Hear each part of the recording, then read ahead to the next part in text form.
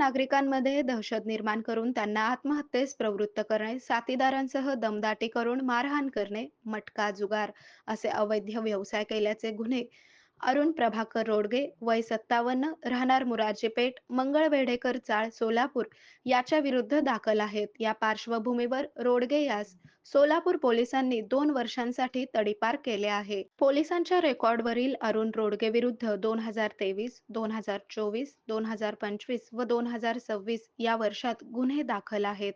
पहिले गुन्हे दाखल असताना देखील त्याच्या वर्तनात सुधारणा झाली नाही. या पार्श्वभूमीवर सलगर वस्ती पोलिसांनी त्याच्या तडीपारीचा प्रस्ताव पोलीस आयुक्तालयास पाठवला होता. पोलीस आयुक्त एम राजकुमार यांच्या मार्गदर्शनाखाली पोलीस उपायुक्त विजय कबाडे यांनी रोडगे यास सोलापूर शहर व जिल्ह्यातून 2 वर्षांसाठी तडीपार केले आहे.